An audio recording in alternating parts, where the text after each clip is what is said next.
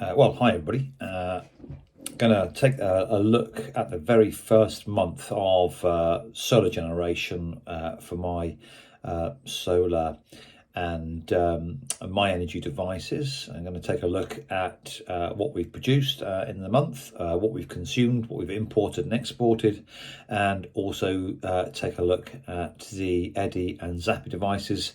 Going to see on there just what they've consumed. And then also go have a look at the consumption, import and export sort of day by day, and show you some of the solar graphs on there, which I think are quite useful to sort of get an idea of how the days have been for us. Towards the end of the video then I'll also take a look at the actual consumption of the Zappi, have a look at the mileage for the car, and then do a sort of a costing of what the cars cost us to run this month as well, and sort of build all that in as a bit of a pricing. And I've already done the figures here, and actually they look quite staggering. So just a recap on what we've got. If you haven't seen some of the other videos, I've got a 7.5 kilowatt array on the roof of some JA Solar 310 panels. There's 25 of those on the roof, producing the 7.75 actually kilowatts. We've got a 7.5 kilowatt inverter, which is made by Solar Edge. And then on the consumption devices, I've got the MyEnergi Eddy, which boosts the hot water for us with solar, excess solar, and of course the Zappi, which charges our Nissan Leaf. Good. Okay, so just an also reminder, the solar system went live on Friday the 4th of September, late afternoon, so that's its first day, and today is the evening, 7:30 on the 30th of September. Not quite finished the day yet, but for solar production definitely. They haven't developed solar panels which generate at night yet. Yeah, so you've got from the 4th until the 30th for the solar, and then on the 9th of September is when the Zappi was installed. So and we also got the car on the 6th of September. So some of those devices were sort of early part of September. So a near complete month. So without further ado, then let's get into the figures. Okay, right. So let's get into it. Let's get into it then. So what do we have? Okay, got a billing cycle here. We've got the day, week, month billing cycle. I haven't actually set that up yet, so you can actually set this up to tell the system what days you want to commence your billing, or when your billing period is from. I haven't actually done that yet. That might actually not be a bad idea, but with Octopus Energy, I'm switching between Octopus Go and Octopus Agile, because there are some days, and particularly recently, the Agile tariff is proving to be quite expensive, and on a couple of occasions there's been two peak periods, sort of in the morning and traditionally between sort of 4 and 7 in the evening. So it's been quite expensive, and now with having the car and doing more mileage in it, the Go tariff has seemed to be quite good. But that switching has caused some issues with my billing. Not so much that they can't bill me and they're billing me for the wrong amounts. It's not that. It's more the fact that the dates are changing. So that's why I've left it. So just having a look at the month here, sort of broad picture system, production 676, which is quite good actually, because my installer, I reckon I'll be about 5 to 550, so 676.76. I'm very pleased with. We've actually had a pretty reasonable September, so that kind of explains it. I don't know if this is better than normal, and if you're watching this and you have a similar system and similar size, you might be able to comment on that. But yeah, we've got self-consumption. We were able to consume 465.33 kilowatts of that. We've exported 211, and we've also imported 297.55. So a lot of the consumption, obviously self-consumption, that's whilst we're in the house. We generally get solar from about 7:30 in the morning till about 5:30, 6 o'clock at night. That's certainly, even in those early and late hours, we're able to cover our base load of around sort of 250 to 350 watts, fridge freezers and such like. So quite pleased about that.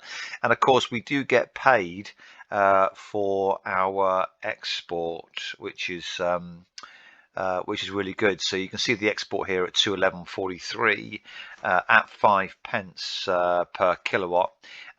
We will be getting £10.57 back, which is pretty reasonable actually.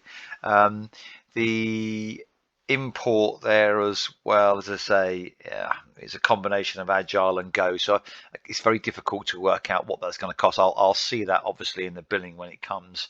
It's very difficult to get a mean rate there, but yeah, I'm quite pleased with that. It's nice always to get something back, isn't it?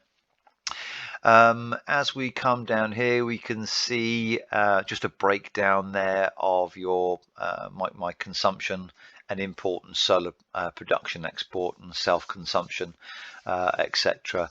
So generally speaking, on the days, our import, unless we're charging the car, which we weren't doing at this early part of the month, as you can see, is between sort of 7 and 8 kilowatts for the day, because of course for the large part of the day, particularly the good days, we're covering the house load. So it's really only in the middle of the night, in the early hours of the morning, and of course sort of around sunset, 7 o'clock in the evening, when we're actually importing from the grid. So yeah, that's pretty good. The exceptions to the rule are these sort of days here, as you can see towards the end of the month, charging the car quite a bit more, 32 kilowatts here and 28 kilowatts there as well. I should explain that the Zappi will charge the car with solar as well, so we just plug it in and it will charge the car when it's got enough power. I will do a separate video on the Zappi just to explain the charging modes there and how they work, because it's a bit involved and outside the scope of this video.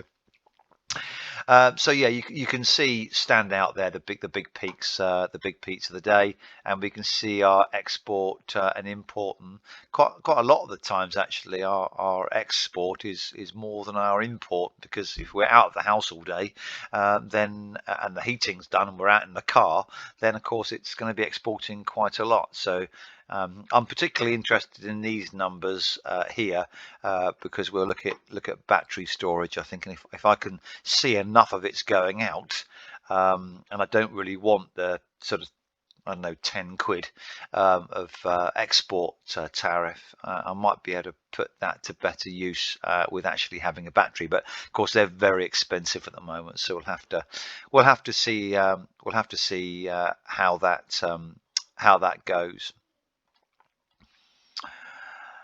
Okay, so just looking then to start with day by day and just kind of see how this works. Well, this is the very first day that the solar was installed, and I say we were live at around, well, I said about 4 o'clock, didn't I? So see around 3-4 o'clock here. You can see that's where the graph actually begins. The sun sort of tails off in the day, and then you can see us using our electricity there later on in the day. So we're literally just gone live with this, waved off the installers, and just bedding ourselves in, seeing how we're going to get on with these panels. I mentioned earlier on that obviously we're importing during the early hours. You can see then where the sun comes up, and obviously when the sun goes down, we start to import again. You'll notice these curves sort of go up and down and up and down. These are days. This is actually a relatively short solar day, and you can see the peaks and the troughs and the peaks and the troughs. This is as the sun comes in and out behind clouds, so not a really brilliant day. But you'll also notice here the consumption and self-consumption, which is in blue. And you see that it very closely follows the solar production green line. That's the anything up to about 3K, 3 kilowatts is the eddy. And that's a really clever device that's tracking the excess solar, what would normally be going back to the grid, and it will then basically charge up the hot water. And then it sort of tails off when it's full, and then sort of comes in and out. This won't be when it's full. This might be because there's demand from the house, in which case, you know, it'll go as house generation, but in this case here you can see it tails off, and we've got lots of excess solar coming out, and hot water gets used, and then it sort of comes up again and up and down, up and down, up and down. So yeah, and you can see here peaks of consumption. So moving on then to the next day, and there's a similar sort of pattern here, following on. Strange one. Oh yes, I know what happened here. There's a gap here because this is actually when the MyEnergi Zappy was installed. About 1 o'clock, he had to turn the power off for an hour or so while that was all configured. So then we have generation for the rest of the day. So again, still very up and down, solar wise. And again, you can see here the self-consumption very much tracking the sun here, pretty much started the entire day. Maybe even a little bit of Zappy in there as well. Yeah, a few more days of a few peaks of around 2.5. This is probably when we're cooking. At this point, we were purely on agile, which means we basically try not to use anything after 4 o'clock as best as we can. Sometimes a kettle goes on or something, but generally speaking, we'll avoid those peak times of the day. This is quite a good one. Again, lots of excess solar on this particular day, with self-consumption sort of bouncing around. Excuse me. Yeah, coming on a few more days, similar sort of patterns, really similar sort of weather patterns. This is an interesting one. On the 12th here, you'll notice that the curve sort of flattens off. I've got some better examples of this later on, but that's because my inverter is a 5 kilowatt inverter. So the solar panels can generate up to a maximum of 7.75, but the inverter is only a 5 kilowatt inverter. So that's the periods then when we're basically we peak there, and it's tapered. That's because it can't produce anymore. So there are occasional times when you'll be cut when you oversize your inverter by up to 150%, as we did and as most people do. This isn't actually a much better graph, and I should have waited actually until this came up. This is a really nice curve actually. This is a lovely sunny day. So from 7:30 in the morning, it's sunny all morning. Up until about sort of 8-9 o'clock, right the way through until about sort of 3 o'clock in the afternoon. We're capped here at 5 kilowatts, right the way through until sort of 4 o'clock when the sun comes down again. So that's a nice curve. That's a typically sunny day. I mean, I suspect that was probably sun all day in sort of mid-September. So a good example there, terrific example, in fact. Obviously, we had a couple of days like that, which is quite nice. Another example here of the eddy, just topping us off at around 3K before coming down again, and the hot water's being sort of used throughout the day, and then it's sort of peaking and troughing throughout the day, but lots of excess solar there. And then a sort of a bit of a funny day with a bit of an initial curve, a bit of peaking here in terms of the consumption. That's 5 kilowatts. So if you ever see self-consumption going above 3, that will be the car.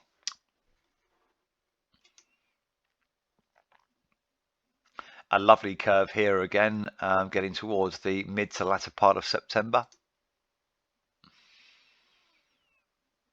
Yeah, this is fairly consistent. This looks like about five, sort of 200 watts, and these little peaks here is literally just as the fridge freezers. We've got two fridge freezers at home, um, and they're coming in and out for sort of temperature control. A few funny days here, haven't quite happened here. It was over 6 kilowatts. Something's going on, but then again, sort of a very sort of up and down kind of day. A few peaks here later on around 8 o'clock. Obviously, somebody had the munchies. Again, another nice curve here. You can see they're relatively short, so that's probably about 9-10 o'clock in the morning until around sort of 1 o'clock, 2 o'clock in the afternoon. But still a really good day. What's that? Nearly 31 kilowatts, and you know, what's that? 15, nearly 16 kilowatts of export there as well. So we were obviously out that day. Aha. So this is probably the first day that we would have properly charged the car.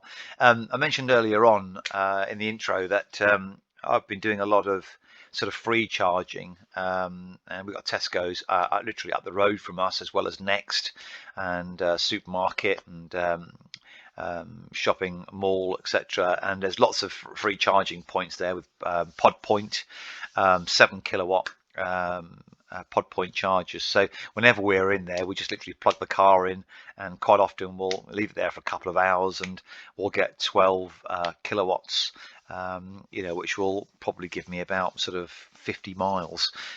So well worth getting those free chargers if you can. And in fact, our solar generation almost is dwarfed by the consumption in those early hours of the morning. So we would have gone over to Go here. And typically, you know, if we are going to charge the car, or Agile looks expensive, we'll just go straight over to Go, because if you're going to consume you know, 8 kilowatts for 4 hours, 30 odd kilowatts, you can see the consumption there, 48. You know, our general consumption's around 8 kilowatts. So yeah, we chucked in about 40 kilowatts. So we would have charged the battery full up, plus we would have had washing machine on and probably the dishwasher and that sort of thing as well, because we can put those on timers. So we'll be on Go at that point. And then you can see the solar generation here is just like, it's just tiny by comparison. You know, in the previous graphs, you've had big solar and little consumption. Well, if you go and stick a 7 kilowatt charger on, plus some other appliances, this is what it's going to look like. Yeah, so that's one of those days. And then typically a very low production day. I mean, look at these are like 2 kilowatts here. So as soon as the sun comes out on my array, we pretty much, when the sun's at a reasonable angle in the sky from about 10 o'clock in the morning, if it's full sun, it'll just blast out 5 kilowatts. We've got 25 panels on our roof, so it's pretty efficient. So you can see down here, this is a pretty rubbish day, you know, probably overcast. Next day, a little bit better, 5Ks. You can see there about 9 o'clock in the morning, it's punching out, and then it's a pretty appalling then for the rest of the day. And then we're getting on to the sort of latter parts. A few days of decent generation and sort of odd peaks here. But you can see even on those days where they've got, oh, this is another day when we charged the car. You can see here, it's, my goodness, we went right up to 11.943 kilowatts there, 12 kilowatts in that space of time. So we were really, our local generator was probably glowing. So yeah, not very green that day. But having said that, we exported only 1.1 kilowatts. So there's our 5.05p that we would have given back for our greedy consumption here. 27, 28, again, another busy day on the charging there at 7 kilowatts. I obviously needed the car again to go to work. It's a typical cloudy non-event day. And today, this morning, the car was charged again, and yeah, there we have it. That's the end of the month. So yeah, I don't know that there's anything else to say on there. That's just literally the month. We've only got 1 month on there, so there's only one green bar. So okay, let's have a look at this then. I mentioned earlier on. Let me just get rid of that. That we have the energy devices. Well, I've mentioned it through here. The MyEnergi, Eddy, and Zappy. So just having a look at some of the options on here. I'll look at the Eddy and the Zappy more specifically. So just wait for this to load up here. I'll have a quick sip of my drink.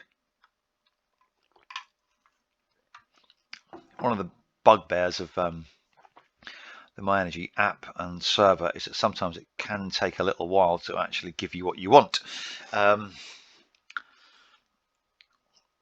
Goes from the hub obviously up to the servers, and then servers over to the cloud, and then comes back to me here on my phone, which is, well, I'll give this another 5 seconds or so, and if it doesn't work I might have to go out of it and then come back into it, so that we avoid wasting too much time. So I think that's what I'm gonna do. There we go. Let's see what this does for us. Okay, and then back in. So this is the overall, which shows the import, the export, percentage of sort of green energy. That can be today, or for the month, or a week, whatever you want, basically. So that's today. What I'm interested in is this month. I'll just see if this plays ball for us. What I can do, actually, we've probably finished that screen now, haven't we? So I can probably bring this up and open it up for you to make things a little bit easier to see. There is a slight discrepancy actually between imported and exported in these figures compared to what I see on the Solar Edge. I'm more inclined to believe the Solar Edge purely because it's a powered CT clamp and not one that takes its power from the tail. So I think it's a bit more accurate. If I'm honest, there's up to about 10% discrepancy as well. So yeah, I'm taking these with a little bit of a pinch of salt. So yeah, we can see imported 228, exported 157, which wasn't too far from it, and the total consumption. And at the bottom here, we've got to break down the Eddy. Well, 142.3 kilowatts. I'm quite impressed by that, actually. And in fact, of all the of the two devices that we've got, it's the Eddy that I'm most impressed with, because it's just completely autonomous. It's a fire and forget. The Zappy is a magic tool, but of course it's charging your car. You've got to sort of set timing schedules for it if you want to charge off peak. It pokes in and out of charge depending on the amount of sun you've got. It really does do the job, but it's not as good at zapping the of taking out the excess energy, because it needs a minimum of 1.4 kilowatts to work. So if you haven't got that and you've got 1.3 of excess energy, given what you're producing and what your home's using, then 1.3 is going to go back to the grid, particularly if the Eddy's already full.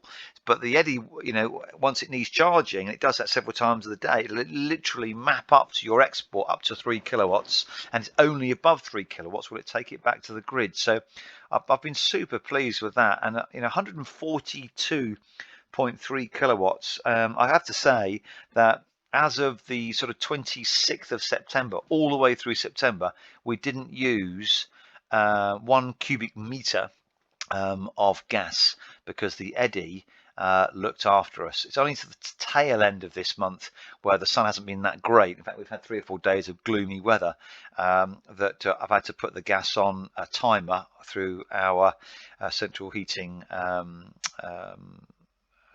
a system. I forget what it's called now. I'll remember it in a minute, like a Nest kind of thing.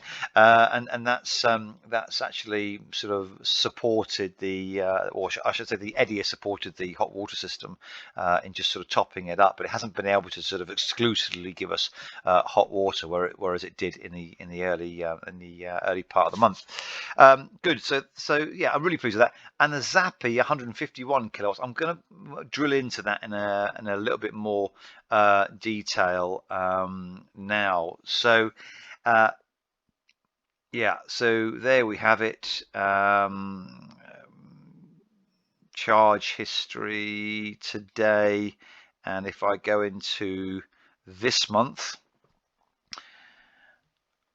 yeah, 151 kilowatts of charging.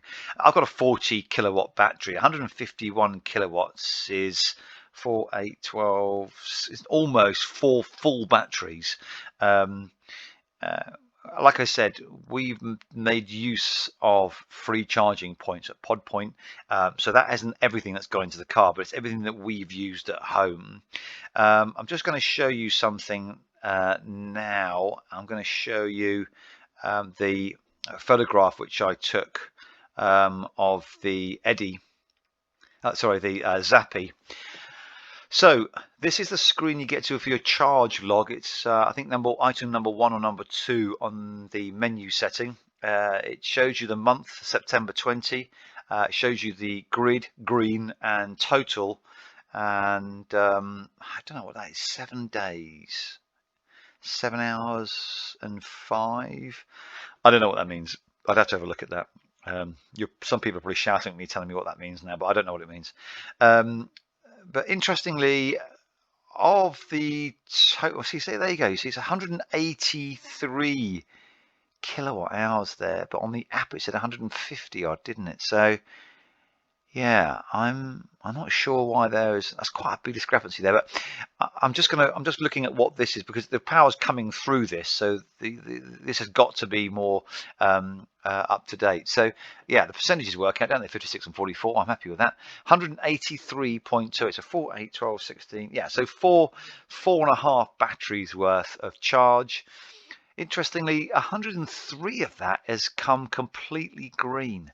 So 56% of what we've charged the car with has come from solar. That's insane, really, isn't it?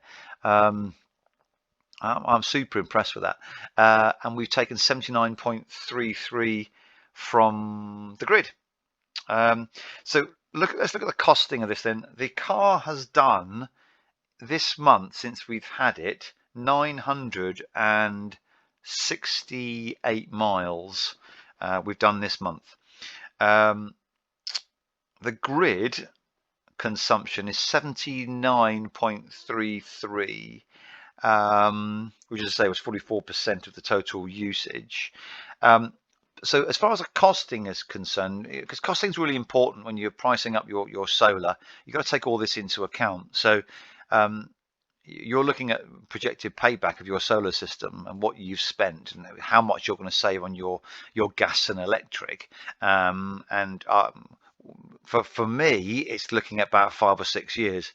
But when you factor in what you're going to save on fuel when you're installing these additional devices, such as the Zappi, you can see what your payback is going to be. Now, I haven't spent a single penny on diesel during September. I've exclusively driven the Leaf, and I've obviously filled up with green and grid from home, and quite a bit from the supermarket, etc. at Pod Point. So you might not have that facility, in which case it'll be slightly more than this. But let's just work out what it is, because it is what it is.